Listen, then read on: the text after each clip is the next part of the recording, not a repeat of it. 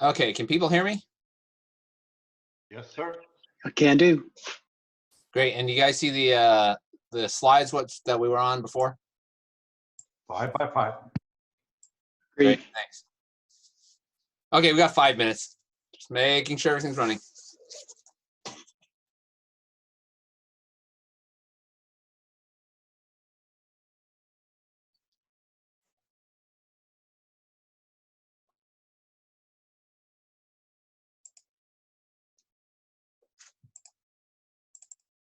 While we are here, I just put up another window. And if you want to go to this URL, this is a friend of mine, Norm, who runs normal classes. And one thing you have to do before you get a license is you have to fill out some information with the FCC. And there is license application form 605, which is you can just fill out on your computer. And then the second part is this register and receive an FCC reference number, FRN. And I suggest you do the FCC FRN reference number at some point.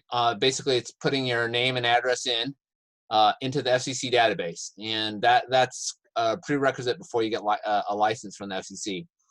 Even though it'll be a few months probably before you can take a test. I suspect doing this earlier rather than later would be good, just in case the FCC gets bottled up for whatever reason when everyone comes back online and wants to take the test.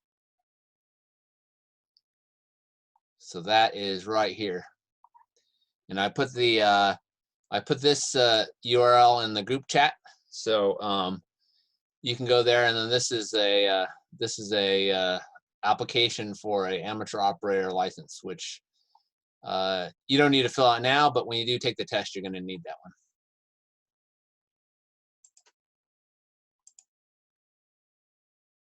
And the other thing, while we're sitting here waiting for everyone to show up, is there is a nice little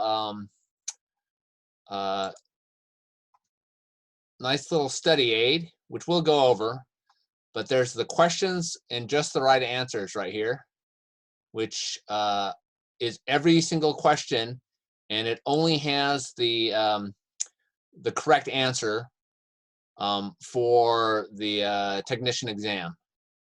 And it's a great way to go and study this. And we'll actually go over the each one of these and explain what they are later after we go over the basics. But it's a useful thing to do. It's the same stuff you're going to find on those the ham study sites. So the other thing I'm going to show you here while we're waiting for everyone to show up. So Ben, did you share the study aid in the chat? I will do that right now. Oh, thank you. Yeah, this is the study aid right there. Right there. And the other site is, if you take a look at, this is another study site called wavetalkers.com.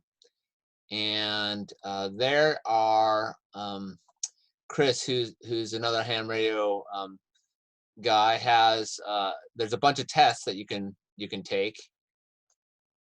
And he also has, I think somewhere on here, he has actually this in audio. So if you're somebody who learns better when you hear things, he has these things which cover all the different topics. So let's begin with topic T1A, amateur radio service. So anyway, you can go there, and that's another way of reviewing the exam. So if you're interested, I will put that in the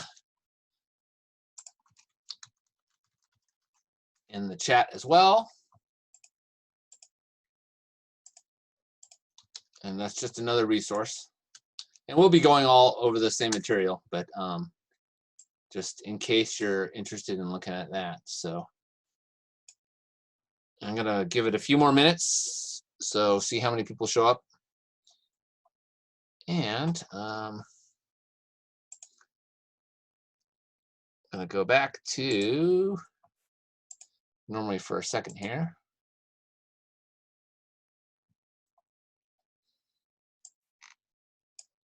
I'm just going to repop the Zoom meeting stuff out on my Twitter account. Just a second.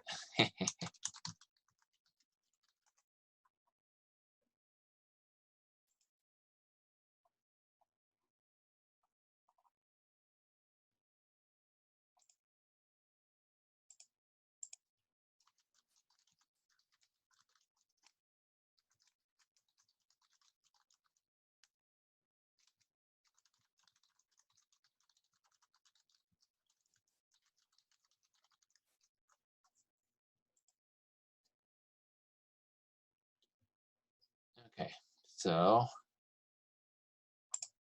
close that up. By the way, if you're really into this, because there will be some time between now and when I think tests will be done, you might want to actually, once you figure out all the technician stuff and you think you've got it, actually go and the general class, go with the general class stuff. So okay, I'm gonna go ahead and start, and I'll let people file in. So let me re-share the screen we're on. And I did post, I think everyone saw I posted this, the last session to YouTube, and I'll do the same with this. So if anyone misses anything, or I guess some folks didn't get a chance to dial in. So, okay. Straighten out what I'm doing over here so I can see what I'm doing.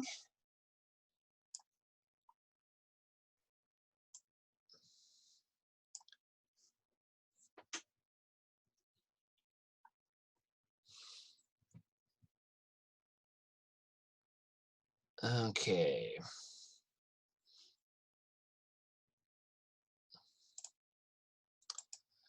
Okay, so we talked about AM broadcast, we talked about marine, we talked about the ham radio band here, which is called the 160 meter band in there.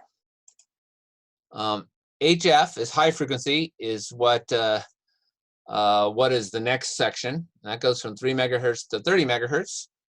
And it actually turns out that we have a bunch of places that amateur radio operators can operate in. And these are the typical long distance bands that you'll hear about. So each one of these behaves differently depending on the time of day and what the sun's doing. And I may have mentioned that, you know, how the sun behaves actually changes how these work.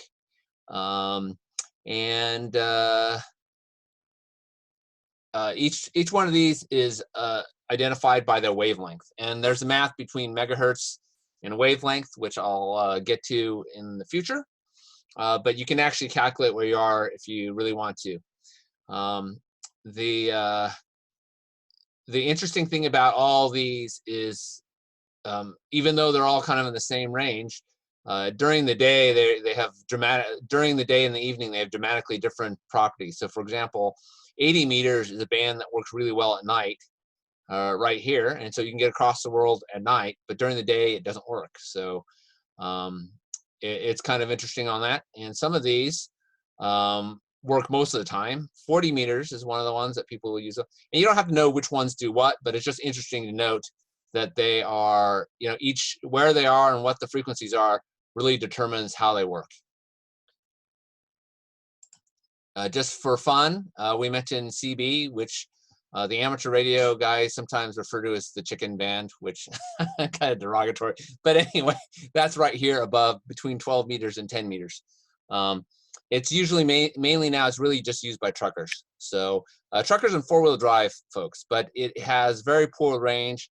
You know, really it's to the next hill is what it operates on, and it's AM. So that's just so you have an idea what the high frequency band is. And I think more people are showing up. So, okay, so VHF is a very high frequency, and this is line of sight. So when you see VHF, this is the frequencies that we think of as FM radio. So if you think about all those radio stations you tune into on FM, they're all kind of in this range here. The 87 or the 87, 86, I believe is the bottom, and it goes to 100, whatever, 108 or 107. That is the broadcast radio band, and I think it has a diagram of that. TV first. We still use these, so people don't think of it as that digital TV. They all use these VHF frequencies. This is FM radio right here.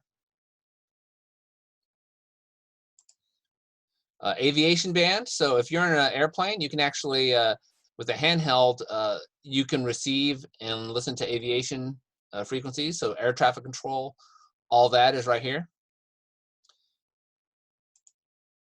And there are VHF high and VHF low bands, which we don't use too much, but they're used for business. So business band radios, which maybe you might have a repair company or TV, not TV, appliance repair companies used to use these a lot, or taxi companies, or Costco, or whatever.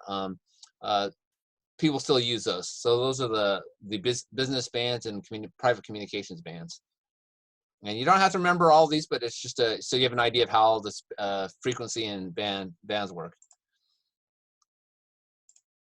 Okay, so these are the ham radio parts of this band, and they are 1.25 meters, which a lot of amateur radio operators don't actually use. Is 220 is the 220 megahertz, 220 right here.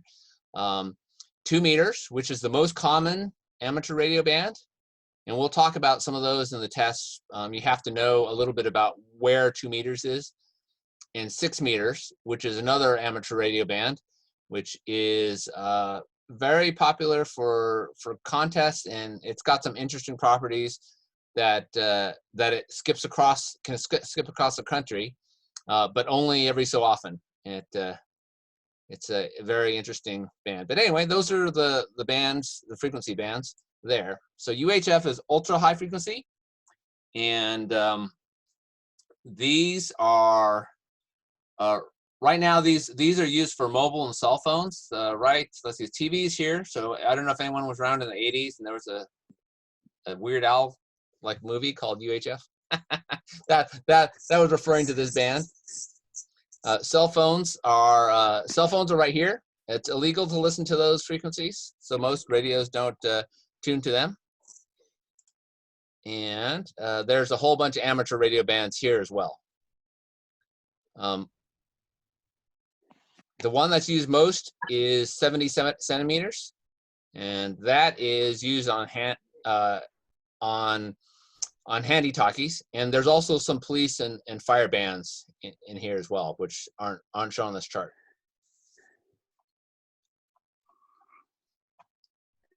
Just a trivia here is the 13 centimeter band is actually an amateur radio band, which is up near Wi-Fi, wireless. So just like your 2.4 gig routers, and there's actually our own channel in there that we can use, and people use for something called mesh networking. And it's a digital thing, so it actually operates like a network router does. So, okay. Ben, I got a quick question for you. Yes. Can you explain the connection between the gigahertz, megahertz, and the centimeters, meters? And what is the meters, centimeters? What is that measuring? Yeah, so the centimeters is the and the meters is actually the length of the wavelength. So if you remember the picture from earlier, and each frequency has a certain wavelength. And so let's go back here real quick. Let me just. So for example, is 2 meters.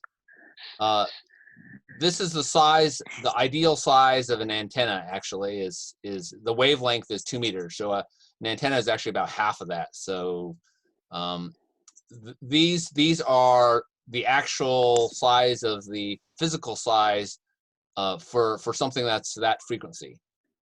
And the same thing for, let's go back here. For these, so for example, there's actually a formula for these, but each one of these is kind of a length. So this is a shorter length of an antenna.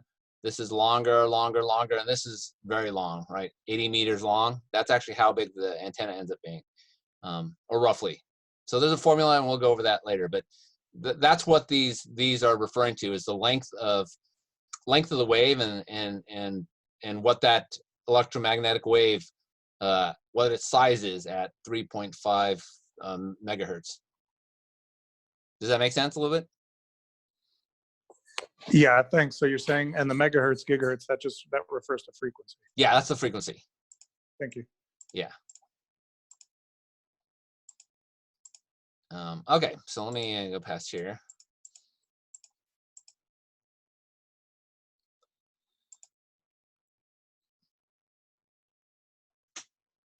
Okay, let's see here. Oh, so just a couple other notes is those FRS, GMRS radios I talked about, the ones that you can buy in a blister pack.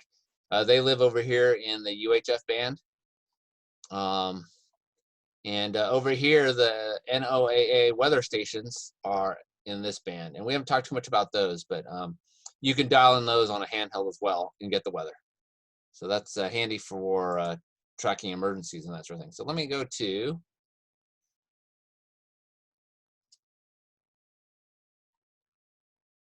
okay, so let's see here. Okay, let me bring up another set of slides. Just a second.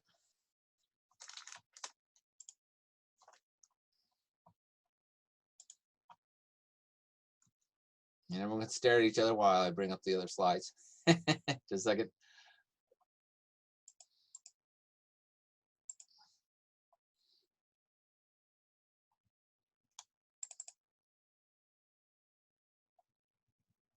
Okay, let me share.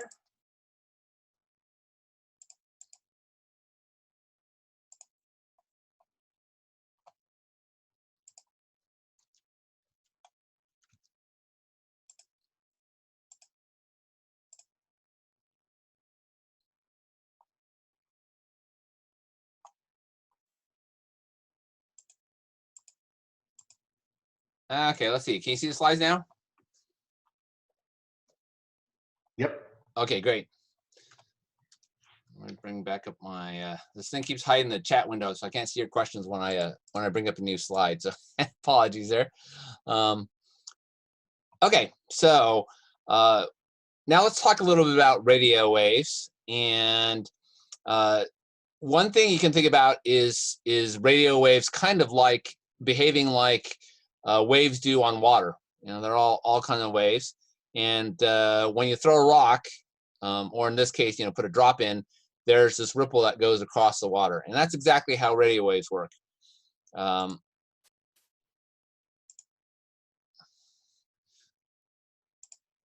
an example here is this is an antenna. And when you transmit from an antenna, that wave comes out of the antenna and it goes somewhere. And this is kind of the idea, even with a cell phone, is you know, the antenna is sending and receiving signals.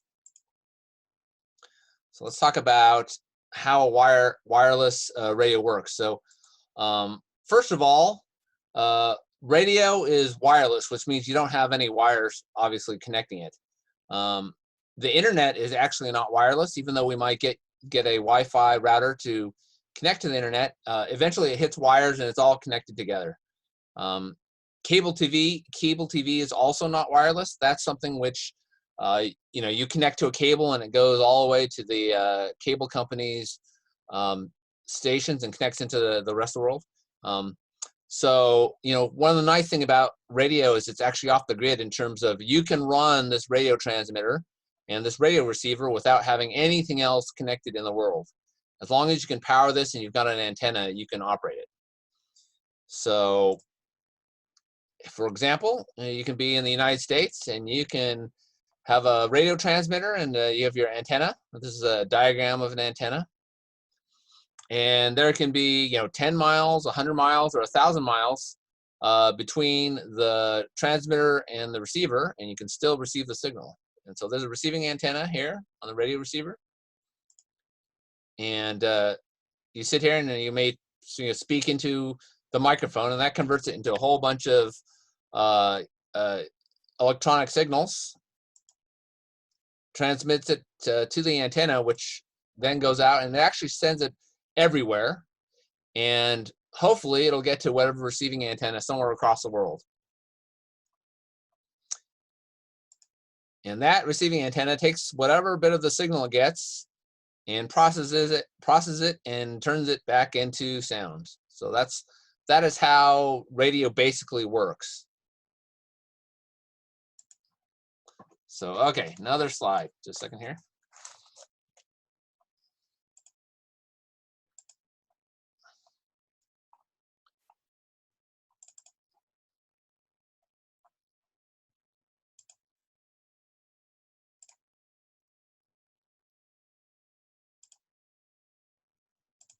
Okay, can everyone see the slide still now? Should they block diagrams? No? Yeah. Okay, good, okay. Okay, so let's talk about a little bit of block diagrams and schematics. Now, you don't need to know too much about this to get licensed. There's a few things that are asked in the exam, so you don't necessarily have to know how they work, but just that they exist. The reason why this exists is because there's a lot of technical stuff in amateur radio, which you can do if you're interested. You don't have to. I mean, you can just be someone who operates, but there's really an infinite number of things you can do with amateur radio. I'm going to show in fact, maybe I'll do that now. There's a YouTube video which talks about that and explains a little bit about that. I'll do that first. Let's do that. Just a second. We'll come back to this. Let me find the screen.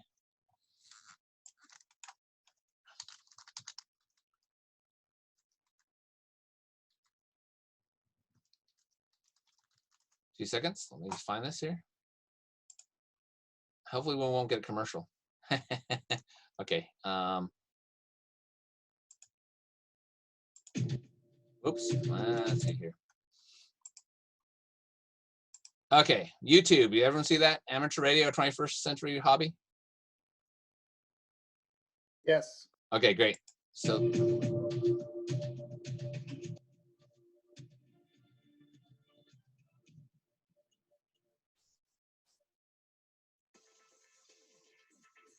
we live in an age of amazing technology.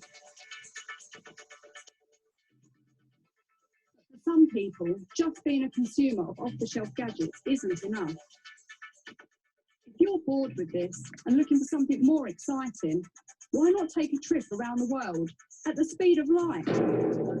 Delta Kilo 8 Lima Golf. This is Mike X-Ray 0 Sierra Whiskey. Okay, thank you, Frank, for coming back to my QRZ call. My name is Adam, as in Alpha Delta Alpha Mike, Alpha Delta Alpha Mike. Adam is my name. We all love to communicate. Amateur radio takes you beyond being a mere gadget user. It challenges you by putting you in charge of the technology. The bit that always interested me in the amateur radio was always the construction. One of the big things I've been interested in constructing is using the Raspberry Pi in amateur radio, because it's a small single board computer. It has a lot of potential, lots of opportunities. So we're building a radio receiver today, and so I'm just on the part which is the modulator. This is a hobby with hundreds of different ways to have techie fun. Using this simple ham radio transceiver and a good antenna, you can talk to other amateurs around the world, and you can do it from almost anywhere. I'm at a portable station. The radio signals you transmit travel around the world at the speed of light. No internet connection or mobile phone signals are needed. Just your own skills as a radio ham. I'm 11 years old and I'm about to do the foundation license here in England. Over. I got into amateur radio really to get a greater understanding of technology. I spend so much time on my phone, on laptops, and really have no idea how any of it works. It was a really, really welcoming experience for me, a really great community, and really, really easy to actually do. In disaster situations, when normal communications are out of action, amateur radio still gets the message through, which is why many hams belong to organisations. Well, you can ignore the commercial. Sorry about that. Can you CQ? Uh-oh. I gotta go back. Apologies. Let's go back. Train their members to provide provide emergency radio links when needed. I like the practicality of being able to send a message and know how to get something out to someone under your own steam, so kind of making it yourself. And I'm very interested in being able to do the electronics, being able to build things, being able to be self-reliant in communication. I think that's really interesting.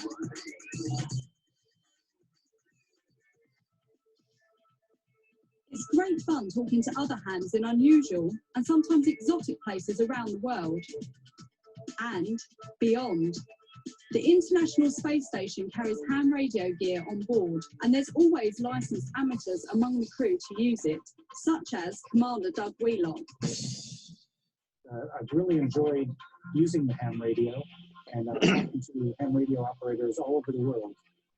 Radio amateurs around the world also build and launch their own satellites, and hams anywhere can use them for space communication experiments, and of course, to chat to each other.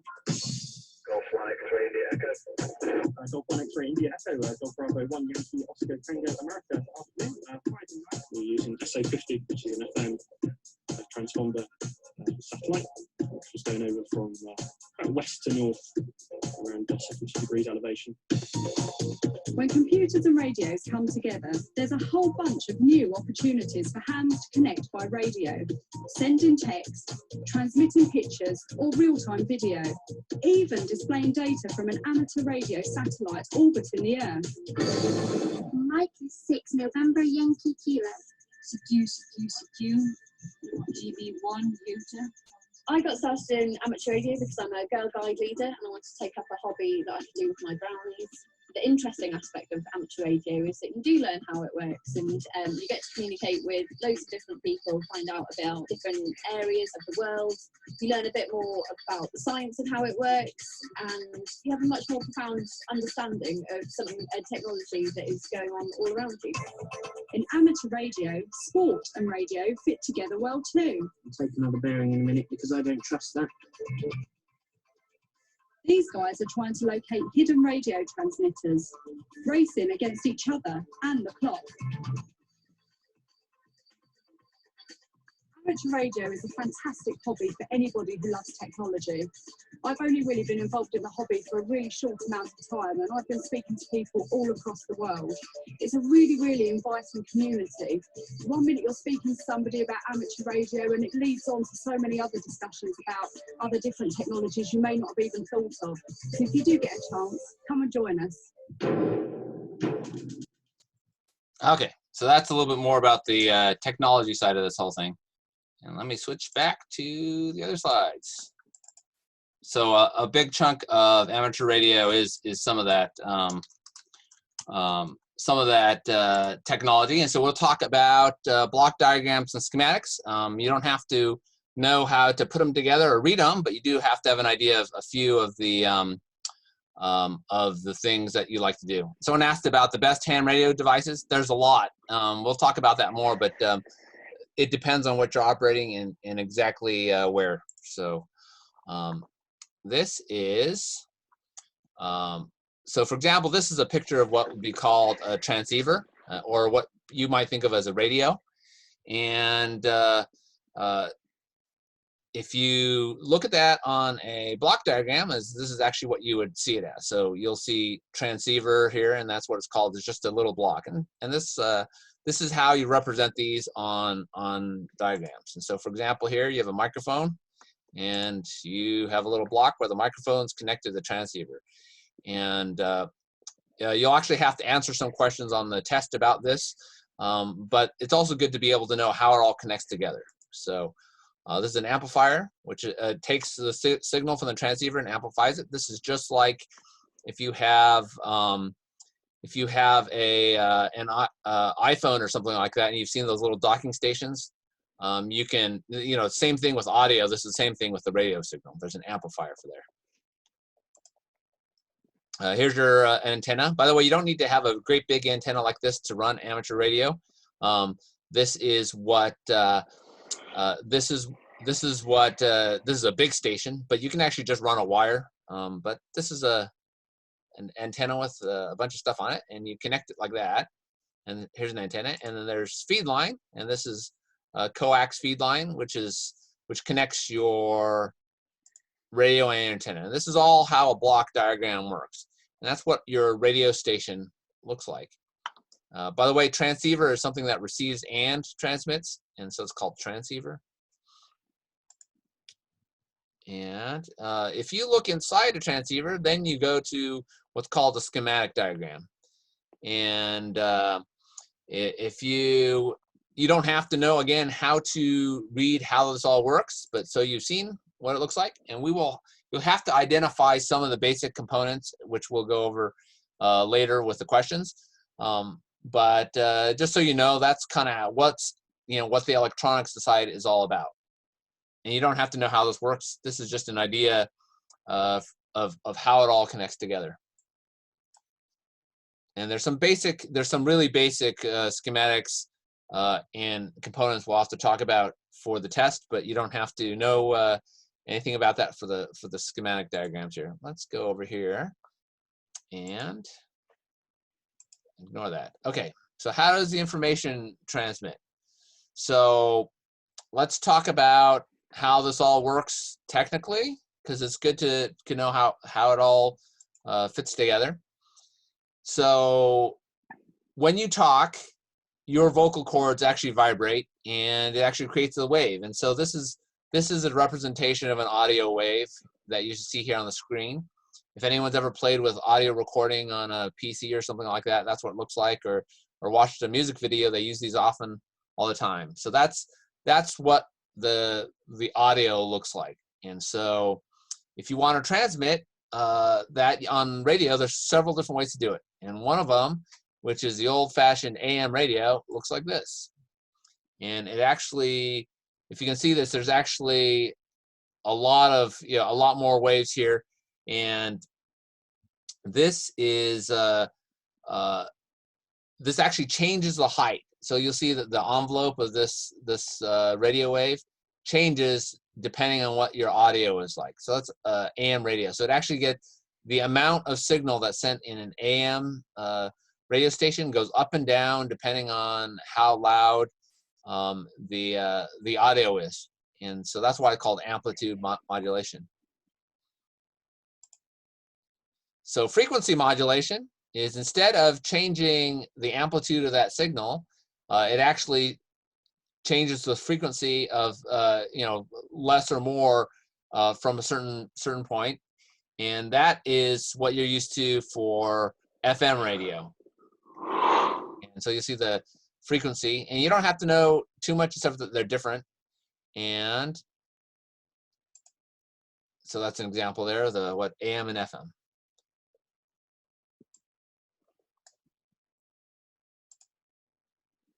So looking at so the next mode that I want to talk about, just so you're aware of it. Again, you don't have to know how it does it, but just have to know it exists. Is single sideband, and that is used in high frequency communications typically. And what that looks like is this. And if there's no audio, then you see nothing on a single sideband signal.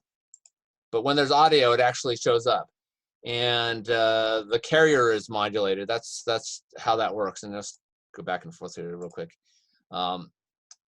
And the reason why that's good is because you don't have as much energy required when you send it out, and that's what's used on HF radio. And just so you've seen it, don't have to answer any questions on that, but just so you've heard of single sideband. Single sideband is a lot more efficient than an AM signal because it does not need to send energy when you're not talking. So that's why that exists. Okay, so let's talk about continuous wave. This is what a continuous wave carrier wave looks like. And if you want to transmit information, this is one way that amateur radio operators can do this. By the way, this is still used today for Morse code. You don't need to know Morse code for amateur radio, but this is how it's used. It actually, you'll have a signal that comes on and off, and there's short ones, which are DITs. So those are 3 DITs, and the long one, which is a DA, which is longer. It's actually, I think, supposed to be three times as long, and there's spaces in between. And by doing that, you can actually send information back and forth. In this case, this is a V, but there's all sorts of different letters that can be done, and we call that continuous wave, and we use Morse code for that. And again, you don't need to know Morse code for becoming an amateur radio operator, but it's good to know it exists, and if you're interested, you can learn it. It's fun, and one interesting thing about Morse code is it is a lot more efficient in terms of information transfer over very noisy radio. So if you're very far away, maybe you can't even hear what someone's saying, and Morse code still works. So that's the advantage there. And this is Morse code. I'm sure everyone's seen Morse code before. Anyone remember? Almost everybody knows 2 letters of Morse code. Anyone want to tell me what those are? SOS, right? No. Yeah, it's dit dit dit, da da da dit dit dit. You know, the Titanic, right? Everyone should know that. You can actually do that, by the way. If you're ever hiking and you're lost and you've got a flashlight and you start flashing at someone, they'll usually find you or call the rescue crew if you start doing 3 dots and 2 dashes. So, okay, so let's go over here. And so this is an example of what Morse code would look like. And this was from a Boy Scout slide, so that's actually B, S, and A. So just for fun. So let's talk about digital. So digital signals, as anyone who may know how computers work, it's actually a sequence of 1s and 0s. And you can do the same thing with radio. And you can encode all sorts of digital signals on radio. And for example, here you have a short burst and a long burst. So this is a short burst and this is a long burst. And you can use that to encode 1s and 0s. So this is just how you might do a digital signal. This is a 58th millionth of a second. I'm not sure which mode this is, but convert that into 1s and 0s. And this would be, if you convert that in, anyone who's a computer person, you can convert that into from those 1s and 0s into actual numbers. So this is 116. And so there's a lot of digital modes. And you're actually familiar with this as a computer, just so you know. So you've got a computer, and right now you're sending data, and it's all being encoded, and it's sent over the internet. And somewhere down the line, it's being decoded and stuck back into your computer. And the same thing is with radio. And the only difference is, instead of sending it off through Ethernet or the internet, it's going through antenna. And so you can do exactly the same thing on a radio as you can on a computer. And depending on what frequency you are, is it maybe slower or faster? It all depends. So if you're going over long distances with HF, it's actually a lot slower. But for example, we've got a mesh network, which we use, and it's actually very high speed. And someone asked about converting radio waves into binary. Actually, what happens is the binary is converted into a radio wave, and it's converted back. So this is where the conversion happens right here, and it's sent over the radio waves as a digital signal, and back into your other radio somewhere else. Okay, so let's see here. So just a thing to talk about while we're here. One radio technology that is good to know about, which is not exactly amateur radio, but is good for emergencies and particularly weather, is the weather radios. They happen to be in the same frequencies or nearby frequency ranges as amateur radio. And you can actually get those on various radios. crank radios. You can get them on amateur radios and so on. And they broadcast National Weather Service warnings, watches, forecasts, weather observations, and other hazards 24 hours a day. So if you're ever offline, I recommend that you actually should have a radio. If you don't have an amateur radio to listen to these, you should have some kind of emergency radio. And they also broadcast national security, natural, environmental, and public safety alerts through the alert system. And I think everyone has heard these before. If you haven't, actually I can look up one, see if I can find that for you real quick. A second here, and you can just listen to that. Let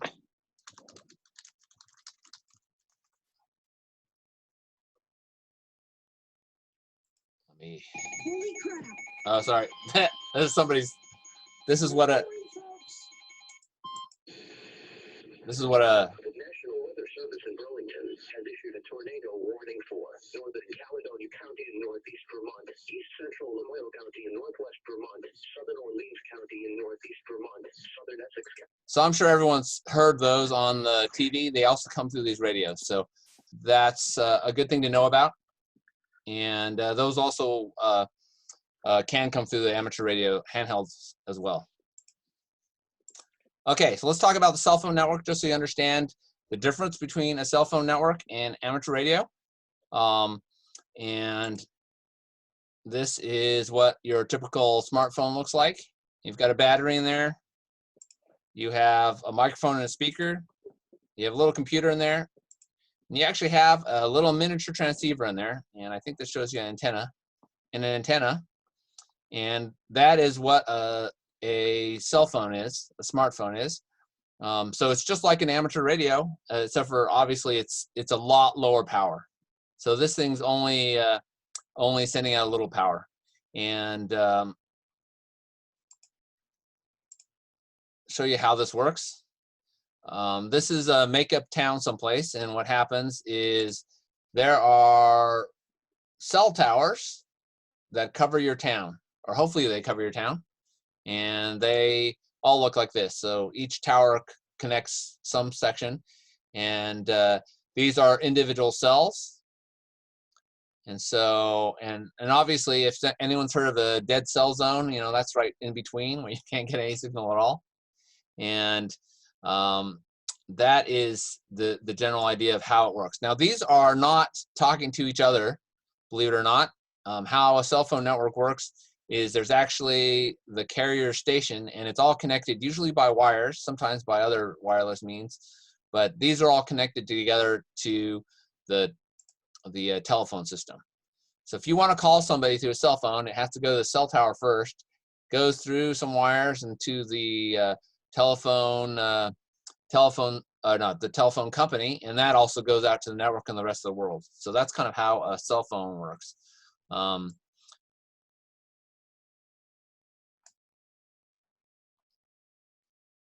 Let me go to the next slide here. So here's an example of a cell phone, and that's how that all connects. And your phone tries to find the best station to talk to when it's working. If your friend is standing outside of the cell zones, and you're not going to get a signal, obviously, and so that happens quite a bit. So what's the problem with using a mobile phone, and what's the difference between a ham radio and a mobile phone during a disaster? And all of you guys know I do a lot of stuff with disasters, is several things. One is cell phone systems are normally about 90% loaded, so they're pretty busy. So example here is during the fires the last few years, if you tried to make a phone call in my neighborhood, you couldn't connect, and that's because it just can't handle more people than it's designed for. And so, you know, the advantage of amateur radio in that case is even though we also have a certain number of limited repeaters, we can also talk directly to each other.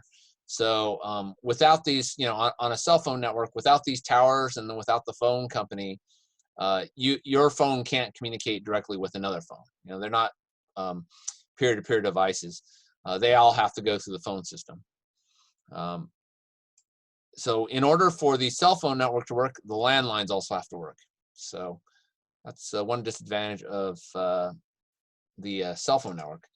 So we have to use a landline telephone system.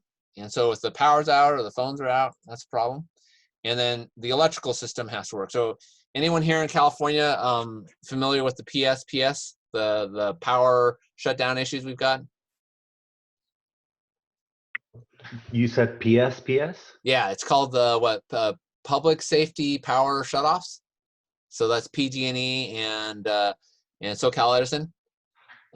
So they are, they've been shutting down power here in California, and everyone in California knows that. But if there's a potential of the wind starting a wildfire by, causing issues with power lines, they'll actually shut down an entire section of a county. And if you're anyone here in Northern California who lost power like entirely for that whole week, so if you if you were there, they would shut off entire counties. So the funny thing is all the utility companies said, okay, we're going to do this, and the telephone company said, okay, we can handle that too. And I actually know someone who is the power guy for these cell phone companies, and their bosses were saying, oh yeah, we can handle all this, and the guys down at the bottom were going, no, we can't.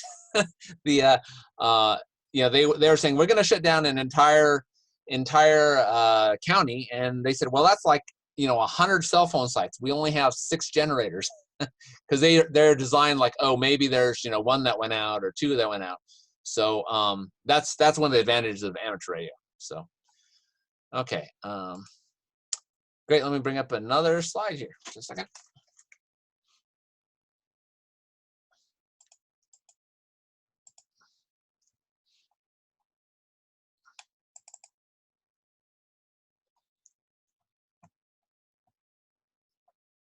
Okay.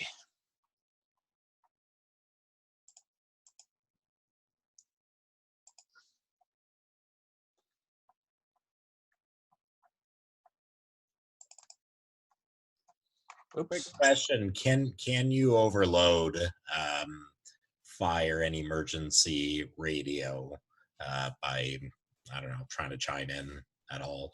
So you are not allowed to transmit on fire emergency channels. Fair enough. Yeah, and any proper amateur radio actually is blocked from transmitting on those frequencies. I will say that the Chinese radios that you can buy can transmit it on those frequencies, but they're not supposed to. So you definitely don't want to transmit, because you're not allowed to use any frequencies that are not licensed to amateur radio. Got it. So that is all the fire and police channels. It can be a problem. So okay, so let's talk about safety real quick. And there are some safety questions that you do have to answer. And but I'm going to just talk in general about safety. It is an important part of knowing how to operate the equipment. So everyone knows about 120 volts is what we use out of the wall AC power out of a plug. And the part of our body that's most affected by electricity is your heart. And obviously, this is why they always tell you don't stick anything metal into a power line, is because if you grab that 120 volt power signal and you're the closest thing to ground, then you could stop your heart. So that is a bad idea. So that is a very bad idea. So just so you understand, depending on how much current goes, depends on how dangerous it is. So if it's a small amount of milliamps, which is a measure of current, then you might not feel it. At some point, you can do it. There's no issues. But at 15 to 20 milliamps, it's a painful shock, and it's very painful. and you won't be able to let go. 50 milliamps can cause your heart to skip, and is usually fatal. And then it says 1,000 milliamps of voltage can electrocute 20 adults. So that is safety. So this is always, make sure you're not and these are 15,000 milliamps. So that's why you should be careful. If anyone's accidentally shorted something out, big sparks fly and the fire department shows up. So don't do that. Has anyone seen what the kids were doing this earlier? No, not this year, last year. There's some silly challenge people were doing with a penny, which was to stick it between the bolts and the thing, and it was causing house fires. Don't do that. So okay, some more safety rules. Just a second.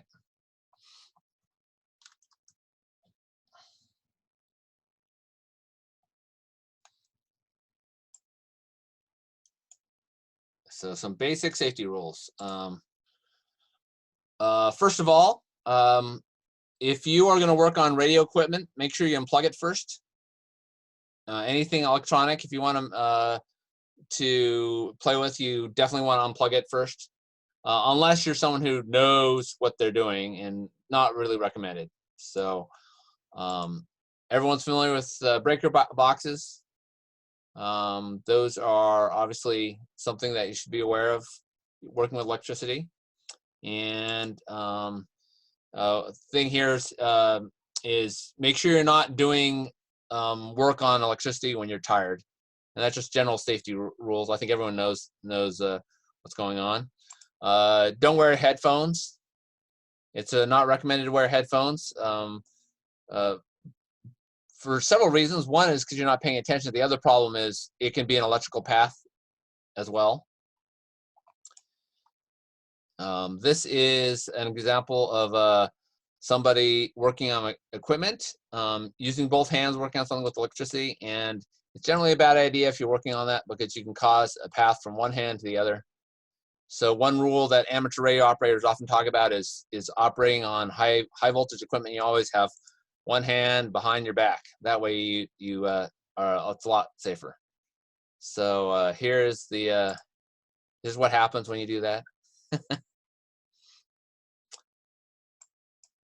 Yeah. So let's talk about grounding. So grounding is, there's a lot of questions on the test to get a technician exam around grounding. And so we'll talk about that. And it's both a safety thing and a radio performance thing. So this is typically how ground works. So this is a power line, and this is your house. And usually you have 120 volts and 240 volts to your house. That's what a typical house connection is. And it also carries a ground wire. So this is a ground wire that goes to the earth. And that's the connection to your electrical panel. And this breaker box, goes to all the different rooms in your house. So that's what the breaker box is. For anyone who didn't know how all that works, each breaker box takes it to the plug in each room in your house. There might be multiple of them. For example, your kitchen has one for your refrigerator and your dishwasher that are separate. And there's this thing called earth ground, and that is part of the safety and also the circuit. So, and this big plug on the plugs that you see in your wall are ground. They actually go to earth ground, and it's called safety ground. Okay, so if you've got an amateur radio, what we call ham shack, that's where you put your amateur radios. There's actually something called earth ground, which is a separate system for just the radio. And so there's safety ground for the power system. And there's actually something called earth ground. And that has a lot to do with lightning and with radio frequencies. But basically, you need to have additional ground when you're doing radios. Usually you run them to something called a ground rod, and I don't think we have a picture here. Oh yeah, the ground rod right here. And those things are pounded about 6 to 8 feet into the ground, and most Radio Shacks need one or multiple of those. And things that are good for ground are loam and clay, and sand and rock are not as good. And sometimes people will use a ground wires to hot cold water pipes, and some people can use that. Hot water can't be used because they're usually insulated from the ground. The other thing you should never use for grounding is natural gas lines, for obvious reasons, and those. So just make sure you know what line you're connecting to. That said, this is the best recommendation. I don't know if anyone knows nowadays, a lot of those water lines are now plastic underground. So that's the reason for why. Okay, so a little bit about tower safety, just so you know when you're working in an amateur radio tower. And there's a few questions about this in the test. So when you're climbing a tower, you actually need to have proper gear, and this is a guy with all the proper gear and all sorts of safety harnesses and that sort of thing. Unfortunately there's too many people who die from not wearing proper protective equipment on climbing towers, and there's a bunch of questions about that on the test as well. Another thing to be aware of in the safety category, and there's some questions on this as well, is you have to be aware of where those power lines are when you are working on your roof, and where you put your antennas. So you need to make sure you're nowhere near an antenna, and some of the questions on the test, which we'll go over, have to do with making sure that your antenna will never fall over onto a power line by accident. Okay, so let's talk about safety in the Radio Shack. And we'll start into this, and then I'll answer questions since we're almost at the end of the hour. But basically, the first one is a general electrical thing, is make sure that you have 3-prong plugs. In most cases, everyone does. There may be some folks who have older houses which don't, but ideally you want to have 3 prongs on your plugs, and they should be in good shape. There's a picture here. This is bad. If anyone's ever seen this happen, this is when someone doesn't have a grounded outlet. Don't do that, because that means that you might be electrocuted or shocked if there was a malfunction. There's also these adapters. I'm sure everyone has seen these adapters. Make sure you don't use these unless you ground that little tab there, because they also are not safe. Okay, other things to be aware of is look at your cords. Frayed cords like this are bad. You can always buy a replacement cord, and this is just really dangerous because you could accidentally shock yourself or something could catch on it. And this is a ground fault circuit interrupter. This is also a great idea. These trip if there's ever a fault to equipment where you would potentially have power going down through a person into the ground. And they trip really fast. They're much better than, there's a whole circuit here that monitors that. So has anyone seen these outside? These are typically for outside. And I think these are pretty much required now for anywhere with water, but they're pretty good for ham radios as well. Okay. By the way, if you haven't ever used these before, there's a test and a reset button, and if you hit the test button and it stops whatever you're powering stops, then it's working. And if it ever stops working, you hit the reset button. So that is how that works. I once had a very expensive call from a electrician when I couldn't figure out what was going on, and one of these was hidden outside, and I have several outside, and I didn't realize it. It cost me $200 to get that little button pressed. So anyway, if you haven't seen these devices, you can get these. These will actually check to see if those things are working, and that's always good for safety. So okay, let's stop there, and I'll answer any questions. Let me find the chat window again. Any questions anyone had on this? Okay, let me show you I'd come up with the some of the resources earlier, and let me bring those back up real quick. So the folks who joined later, there's actually a bunch of resources that are useful that that you can get to. So let me show you that real quick.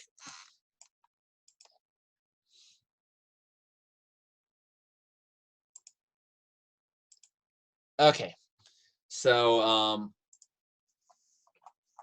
this is a friend of mine, Norm, and Naomi. He actually teaches ham radio classes, and someone asked if I was a BSA radio merit badge instructor. I am. So this is a link for this site, and there is let me go over here.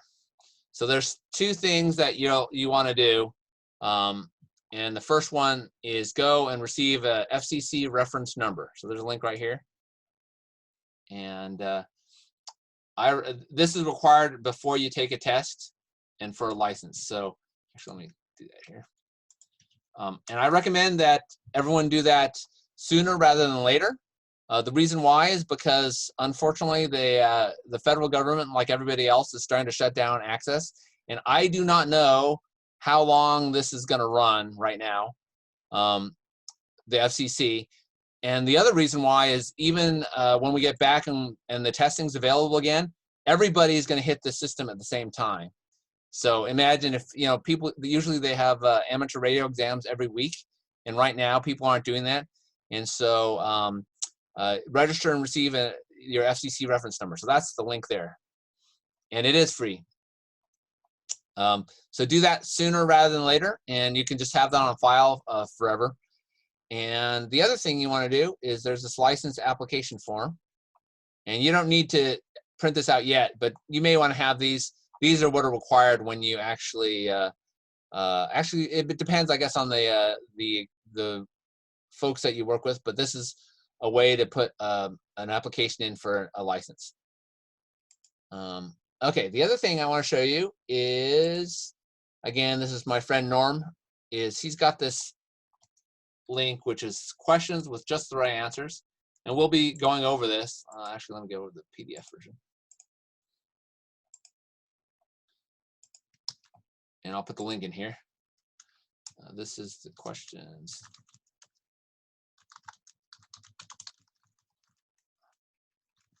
And if you don't have the chat window up, I'm pasting these in here. And you can just copy and paste.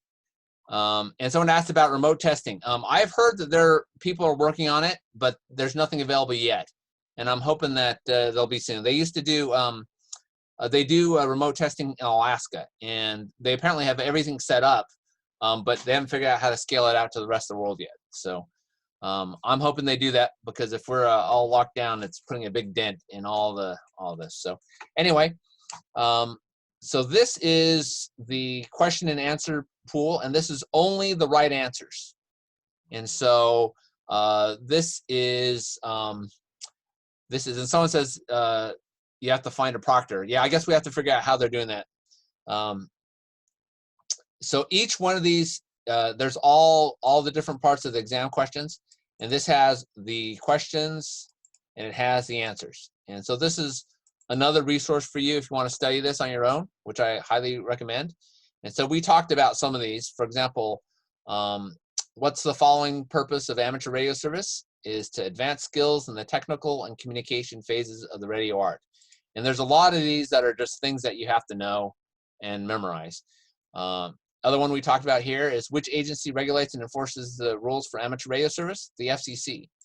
So there's a lot of these here, and so I sent out the link here, and that's another resource for you. Another resource I'm going to show you is, for those who joined late, wavetalkers.com. It's another amateur radio operator here who has developed this one. And this is similar to the ham study site, but there's this, there's a nice set of audio reviews which goes over this. So I know some people it's better who learn better by listening. There's information on each one of these. So these are all the choices. And this actually has a review that's an audio review. So anyone who likes to do this is you can listen to these and just Let's begin with topic T1A, amateur radio service. This topic deals with the purpose and permissible. Yeah, so this is another resource for folks if they want to. So anyway, I'm just putting that link in there.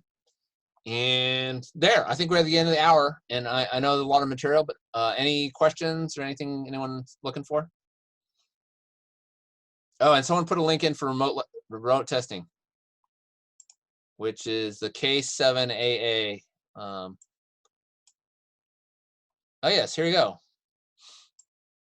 Let me switch here. So it looks like if you guys are up on this, there's actually the opportunity. Here we go. See, Anchorage Amateur Radio Club, and they are doing remote testing here. So you may want to take this down. If you go over all this material after we go over this, it looks like you can actually get tested tested remotely.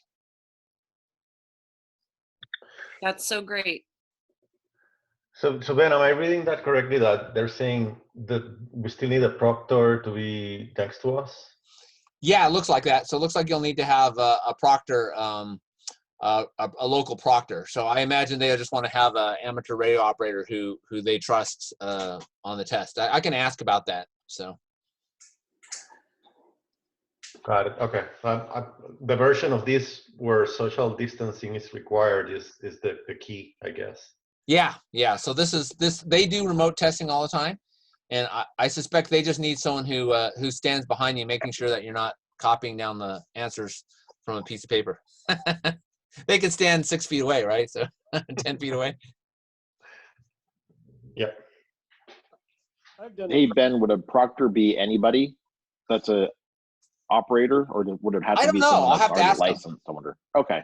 Let me ask him, because I wasn't aware of this. I knew they were doing that, but I think I can ask him and see what kind of proctor they need. So I suspect it'll be a trusted ham radio operator who's probably they're called a VE, a volunteer examiner, and there's probably there's a lot of us that are, and so I suspect that's probably similar. So I just don't know. I'm sure they're going to be besieged by people, but anyway, looks like there's a possibility here. Oh yes, so there's looks like there's info on here, so I'll figure that out. And someone asked about scouts. This is actually the same material as you have to do for the amateur radio badge. The only thing that the scouts, and funny enough, the scouts requirements are the same as the licensing requirements. The only difference is they have to get on the air and make some contacts. And so that will be interesting to figure out. They can do almost everything. Okay, any other questions? Ben, quick thing.